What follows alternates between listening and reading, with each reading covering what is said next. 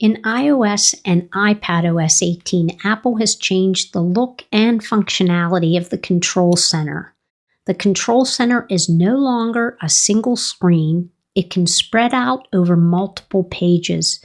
You'll have far more options compared to previous versions.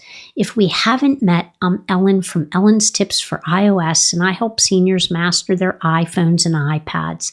If you find the video helpful, give it a thumbs up and subscribe to the channel. Let's get started. Let's start by reviewing how you access the Control Center. Nothing has changed here. You just swipe down from the upper right corner of your iPhone or iPad screen.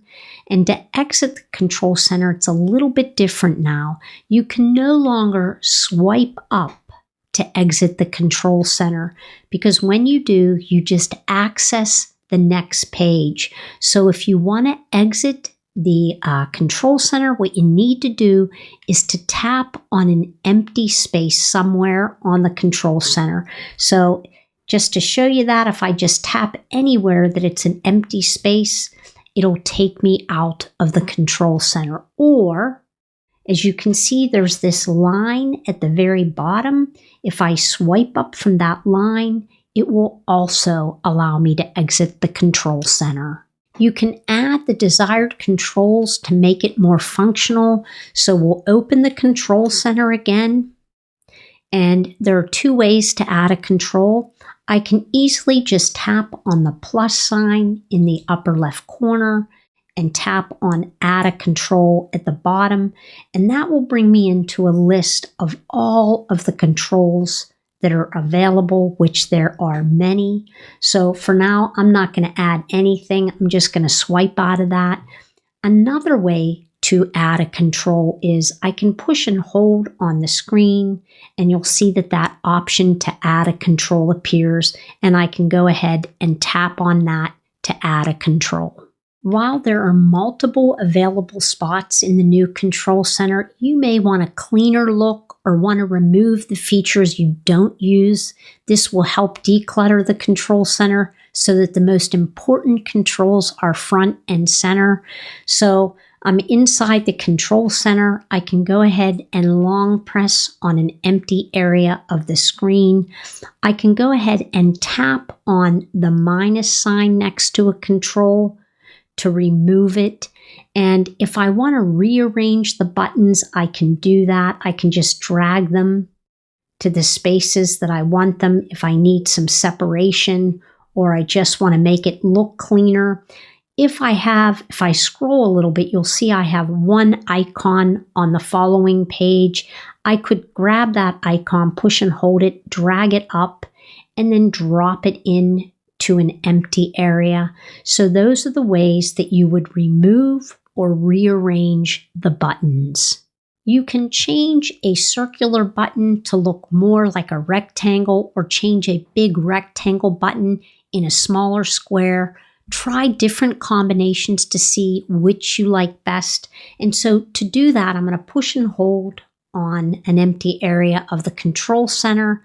I can go ahead and grab, let's use the calculator app.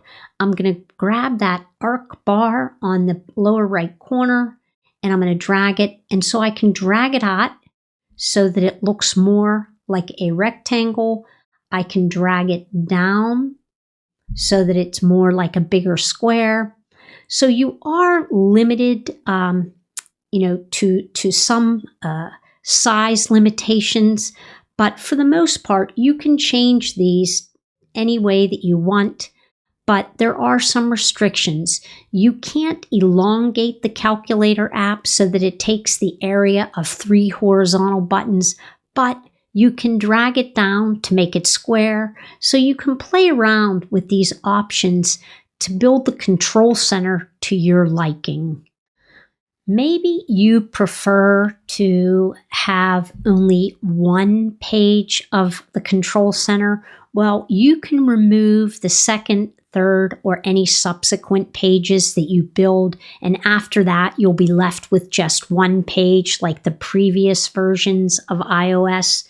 So to do that, I'm going to push and hold on an empty area. I'm going to swipe up And I'm going to tap on the minus sign in the upper left corner, and that is going to remove the music. And I can tap on the minus sign in the upper left corner here. That's going to remove all of my controls that have to do with cellular. I can do that. And now I'm left with just one page. If I push and hold on the double A, drag it up and drop it in. And now I should just have a one-page control center. There's the option to have those other pages, but as of right now, I'm back to the one-page control center.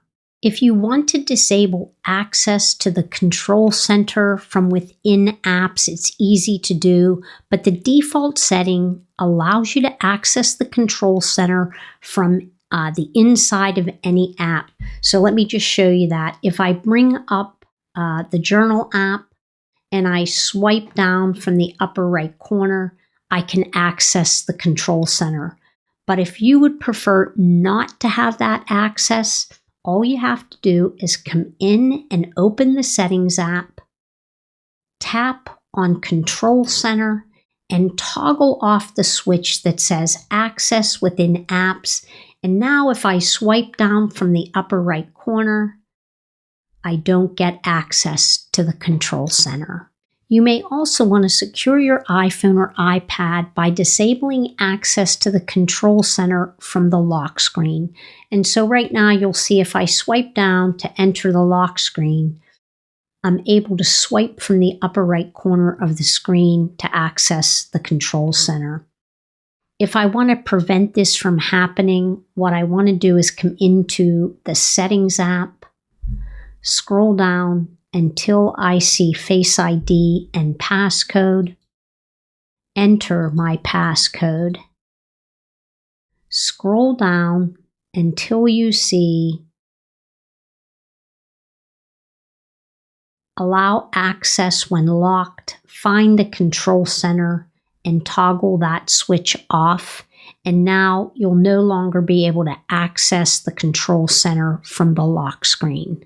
iOS and iPadOS 18 introduced significant changes to the control center, offering more customization and flexibility than ever before. With new options for layout, button size, and multi-page functionality, you can tailor the control center to suit your needs. Whether you prefer a single-page layout or want quick access from any screen, these new features put more control in your hands. Thanks so much for watching. I'll see you next time.